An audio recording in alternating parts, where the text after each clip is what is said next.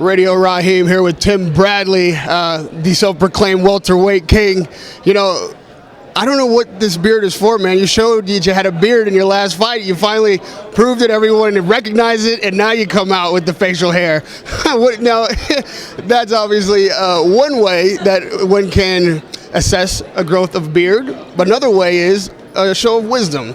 Do you feel like what you experienced not only in the victory over Pacquiao, but the aftermath, and then the fight with Provodnikov and the way the fans responded to that, have you grown wiser? What have you learned from those two experiences? Well, you know what? First off, the Provodnikov fight. I mean, I truly, we had a different game plan in that fight, and I truly came out to take him out. I decided to myself that, you know what, I'm not gonna listen to my trainer. I'm gonna go out here and I'm trying to knock this guy out. So I know I can't do that in this fight. So you know what I've learned is that you can't knock everybody out. Fight your game plan. Listen to your corner. That's what they're there for.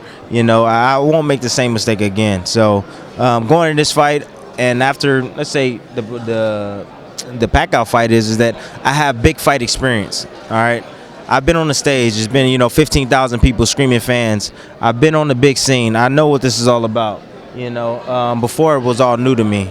You know what I mean? But now I'm a lot more comfortable. I'm a lot more in my skin now, and I think this helps me going into this fight as well. I've been in the ring and I had some tough competition. I've been in the ring with Pacquiao, so has he. Of course he has more experience than I do. I mean, he's been in the ring with everybody. But, I've always figured out a way to win, even when I'm hurt. Now, when you were up there, you said, I'm a 4-time champion. I still don't have a place in boxing. We saw that passion and emotion from you.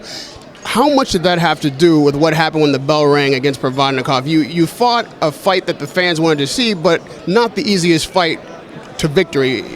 Why did you make that choice in that moment? Well, I made that choice because I wanted everybody to see what I'm made of. I wanted everybody to gravitate towards me and say, man, he's really a champion, and that's all I wanted, man. I just wanted to definitely get love from the fans and get love from, the media and everybody for putting up a heck of a fight and enduring pain, man.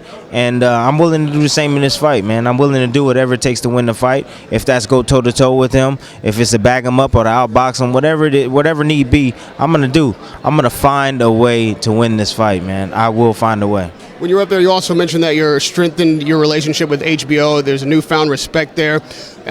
Aram said that he offered you the Pacquiao fight, which seemed to be the fight that you had wanted even before the first fight. You wanted so bad the second fight. Why did you decide that Marquez was the choice for you instead of Pacquiao for more money and a bigger stage even? Well, if you think about it, man, I just, Provodnikov fight brought me back into the light, okay? And, speaking with my team, speaking with my wife, it was like, you know what? Do we go back to that dark place, or do we continue to move forward and go back and continue on to go in the light?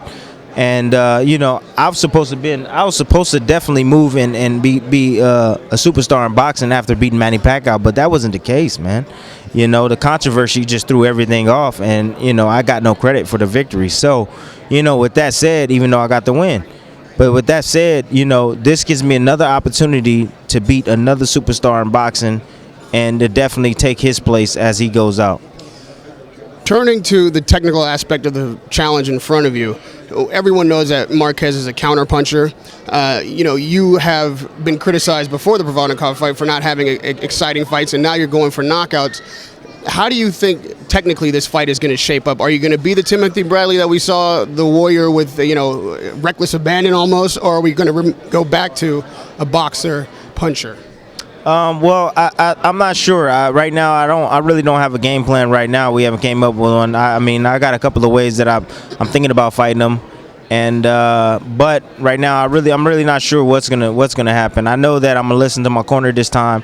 Whatever Joel Diaz and my dad and Sam Jackson they tell me to do, I'm gonna do in this fight, because I'm not fighting against a Ruslan Provodnikov. I'm fighting against a tough legend in the sport, and if he hurts me, he's going to finish me.